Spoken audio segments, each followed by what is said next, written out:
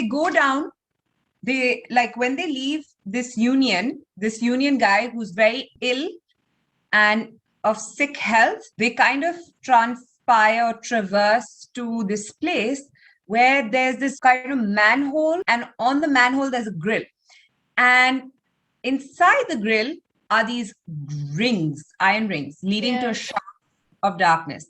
We shall go down, we said to International. It is forbidden. The council does not know of this hole. It cannot be forbidden. They had an argument about whether they can go or not. Yeah.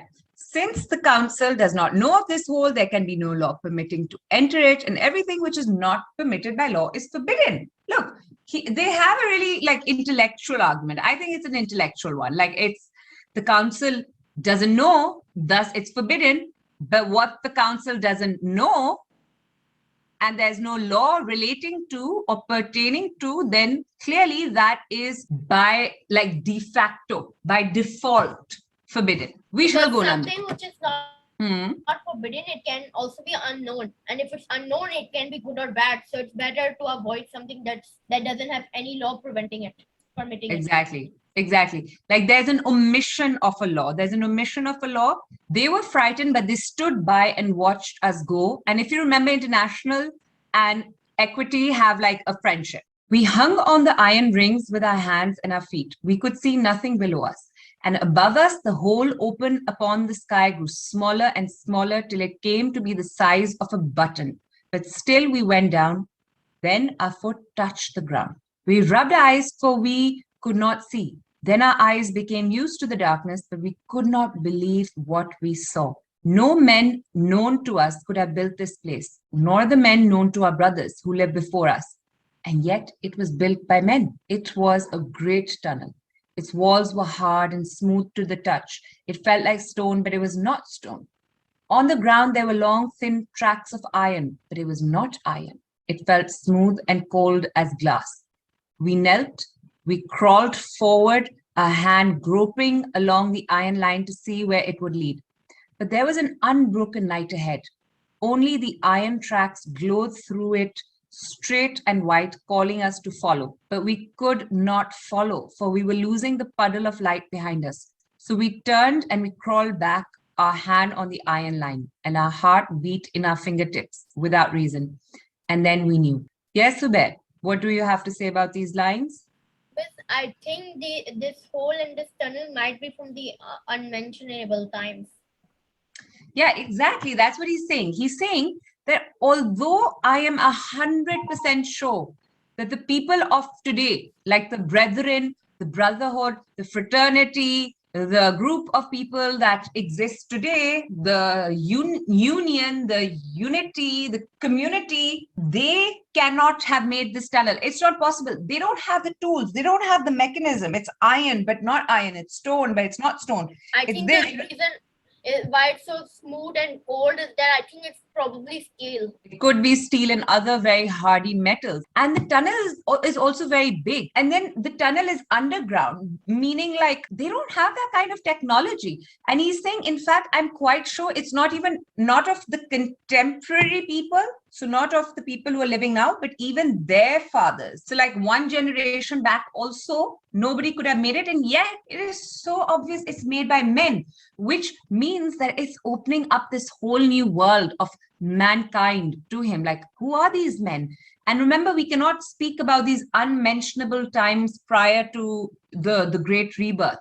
We can't talk about that. So immediately it's almost like he's being forced to talk about it and forced to think about it, because here it is. This place was left from the unmentionable times. And so it was true. And those times had been. And all the wonders of those times. That means these unmentionable times that they say that it did happen, but you cannot mention them. These times actually did happen. And it's not a lie. It's not like a fiction going on. It's not just hearsay. And in fact, there are wonders of these times. And if you remember, he's like of a very scholarly mindset, an academic sort of a guy. So for him, especially making things, tinkering things, mechanics, architecture, he loves it. Hundreds upon hundreds of years ago, men knew secrets which we have lost. And we thought this is a foul place. They are damned who touch the things of the unmentionable times. But a hand which followed the track as we crawled clung to the iron as if it would not leave it, as if the skin of a hand were thirsty and begging of the metal, some secret fluid beating in its coldness. What he's saying is that although this place has been like declared, because anything to do with the hands, the touch of the things of the unmentionable times are damned, because that's what they've been taught, that if there's anything that was touched by unmentionable times, meaning by the people who were part of that time, it's foul, it's damned. It's not just foul, it's damned. But what is damned about this? It's like his body and his hands are thirsty and begging this metal that yield your secrets. Expose your secrets to me. We returned to the earth. International foe, whatever, looked upon us and stepped back. Equality, your face is white, they said. But we could not speak and we stood looking upon them. Okay, so dumbfounded, speechless. Your face is white, equality. No, I think that's not, like, I think I have a very scary looking face, but I'll show you like he's seeing a ghost. Like that. Okay, like the white face could be attributed to him having seen a ghost, but it's like this, the wonder. He could not speak. They backed away as if they dared not touch us, because obviously now he's kind of like plagued by the unmentionable times. Like he's gotten that virus for some reason. Then they smiled, but it was not a gay smile, not a happy smile. It was lost and pleading. Like it was like, please, please. But still we could not speak. Then they said, we shall report our fine to the city council and both of us will be rewarded. So this is what he wants to do. And then we spoke. Our voice was hard, no mercy. Remember, this one was talking with feeling lost and pleading, but this one's like, no mercy. We said, we shall not report our find to the city council. We shall not report it to any men. They raised their hands to their ears, for never had they heard such words as these. Like, how can you not succumb and bow down to the higher powers? Be not be part of the community. Keep it a secret. Be alone. How can you think?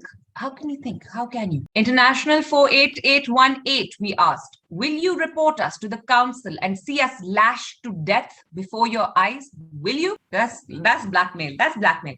And I think that kind of emotional blackmail can only be done by someone who has like a cunning brain, like a good thinking brain, like, because they are manipulative. You know, they know how to manipulate the situation. They stood straight all of a sudden and they answered, rather would we die. So they're like, no, we would never report you and let you be lashed. We would rather die. Then we said, keep silent. This place is ours. This place belongs to us. Equality, and to no other men on earth. And if ever we surrender it, we shall surrender our life with it also. Very dramatic, isn't he? Right? He's like, I'll die with it or I'll stay with it.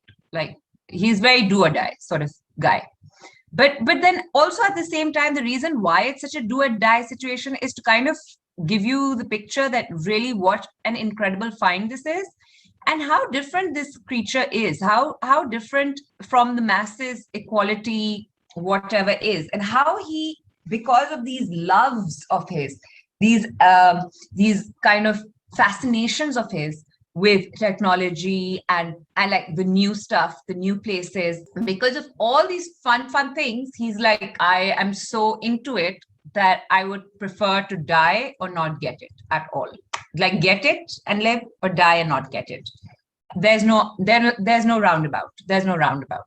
Keep silent. This place is ours. Then we saw that the eyes of International, whatever, were full to the lids with tears they dared not drop. They whispered and their voice trembled so that their words lost all shape. It's almost like the way he's talking is he's blubbering. Like, if you've heard that word blubber, it's like, I'm sorry. Like, you can't understand what they're saying because they're so wrought with emotion. The will of the council is above all things, for it is the will of our brothers which is holy. But if you wish it so, we shall obey you. Rather, shall we be evil with you than good with all our brothers? May the council have mercy upon both our hearts. Okay, so basically, he's just saying the community, the council is God for us. Okay, it is the ultimately highest being, but we shall obey you. We shall be evil if that means that you will be happy. May the council have mercy upon both our hearts. And that kind of really shows that they have a good friendship. Then we walked away together and back to the home of the street sweepers, and we walked in silence. Thus did it come to pass that each night, when the stars are high and the street sweepers sit in the city theater, we, equality, steal out and run through the darkness to our place. It is easy to leave the theater. When the candles are blown out and the actors come onto the stage, no eyes can see us as we crawl under our seat and under the cloth of the tent. Later, it is easy to steal through the shadows and fall in line next to International as the column leaves the theater. It is dark in the streets and there are no men about, for no men may walk through the city when they have no mission to walk there. Obviously, you can't leave your house and your little like dwelling place when you're not given permission or there's no mission or there's no reason. Each night we run to the ravine and we remove the stones which we have piled upon the iron grill to hide it from the men. Each night for 3 hours we are under the earth alone. Okay, so what does he do here? It's a very easy exit and very easy escape and But very I think this must be the lonely place where he was at the beginning of the story. Exactly. This is that place because remember he was inside, he was down, he was like with candles. Underground. And, yeah, he was underground. So what does he do here? We have stolen candles from the home of the street sweepers. Like, you know what? This reminds me of that kind of an expression that you can never tell one lie, or telling one lie leads to another and leads to another and leads to 100 lies. Because of this one thing, he's doing so many other crimes. Like his one thing is that okay, he's found this place and he's not telling anyone, but then he has to escape from his house. That's a crime. Then steal the candles. That's a crime. He has to steal the flint. He has to steal the knives, the paper. Then he has to leave in the middle of the night when he's not allowed to. That's a crime. Then he's like involving International with him, which is a crime. They're like, you know, like, so it's a tumultuous snowball of domino effect of just bad stuff that's happening to them. Okay, either way, we have stolen glass vials, powders, acids from the home of the scholars. Oh, so he's done a dacoit at the other place as well. Now we sit in the tunnel for 3 hours each night and we study. That's what he does. Those experiments. We smell strange metals, we mix acids, we cut open bodies of the animals which we find in the city's cesspool. We have built an oven of the bricks we gathered in the streets. We burn the wood we find in the ravine. The fire flickers in the oven and blue shadows dance upon the walls, and there is no sound of men to disturb us. He's made his little perfect utopia, his little coven, little like, you know, space of wonder, his laboratory, so to speak, like with the oven, and it's giving out these dancing blue flames, flickering, tongues of flame.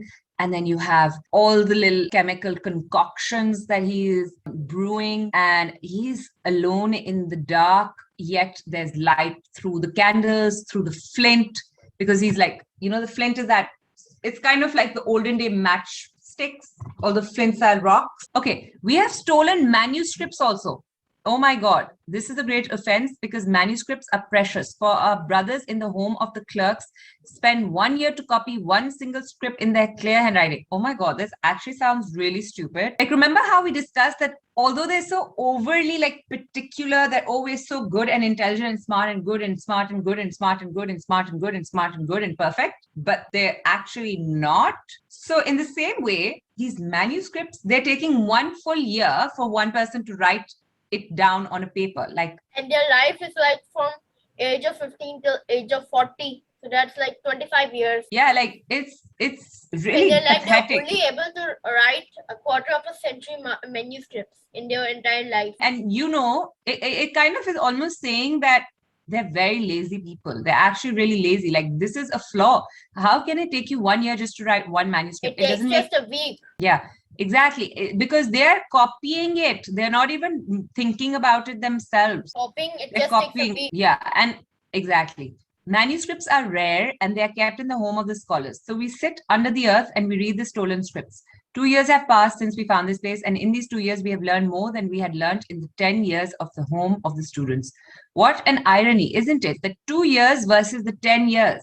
10 years in the actual school and 2 years of self-learning. So they keep all their education and all their knowledge with them secretly. To an extent, yes. And whatever they're giving, they're kind of like elongating in such a way, and just kind of they're masking the education around their own political agenda. They're like It's not following their own teachings.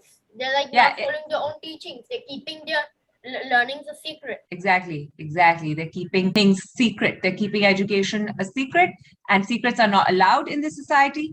And they are just not giving you full gold standard education, right? So we can learn that they're just like Napoleon. They keep secrets and just manipulate the society. Exactly. It's Something along those lines. It's an animal farm communism. Exactly. We have learned things that are not even in the scripts because we have solved secrets of which the scholars have no knowledge. We have come to see how great is the unexplored, and many lifetimes will not bring us to the end of our quest. So he is like ravenous for information, for knowledge, and he has done more than even the scholars. But we wish no end to our quest. We wish nothing save to be alone and to learn. So what does he want to do? Just learn alone. And to feel as if with each day our sight were growing sharper than the hawk's and clearer than rock crystal. Strange are the ways of evil. We are false in the faces of our brothers. We are defying the will of our counsels. We alone of the thousands who walk this earth, we alone in this hour are doing a work which has no purpose save that we wish to do it. The evil of our crime is not for the human mind to probe. The nature of our punishment, if it be discovered, is not for the human heart to ponder. Never, not in the memory of the ancient ones, as ancients, never have men done that which we are doing. And yet, there is no shame in that. The evil of our crime, so he is saying our evil is so great and so heinous, it's egregious, because it has no purpose except that it's serving our own wishes, our own desires. The evil of our crime is so deep that no human mind can even think how bad it is. And the punishment of this crime, because this crime is so big, is so severe that no heart can take it. It's not even in the memory of the ancient ones, these ancients. The people who are ancient, even they're ancient people. They're like older generations, ancestors. They've never done what we've done, except that despite all, we feel nothing. We feel no shame. We feel no regret. We say to ourselves, like with our tongue and with our mind, that we are a wretch, we are a traitor, but we feel no burden in our spirit, no fear in our heart. And it seems to us that our spirit is clear as a lake troubled by no eyes, save those of the sun. And in our heart, strange are the ways of evil. In our heart, there is the first peace we have known in 20 years. He is feeling inculpable, like his true nature is feeling guilty, like sans guilt, without any guilt, zero guilt. And he feels inculpable. He feels like he's innocent. He feels like he's pure. And he's saying such is the way of evil. Evil is so uncanny, and evil is so like alarming and unsettling and startling that only when we have done true evil, have we gotten the first peace that we have ever known in the last 20 years, the first peace. And no matter how much we say to ourselves that this is evil, we won't stop. We don't have guilt. We don't have remorse. If anything, we have like this kind of... Because his desire finally being fulfilled, his desire to know, his wish to gain knowledge, what he always wanted, it's finally being fulfilled. Exactly.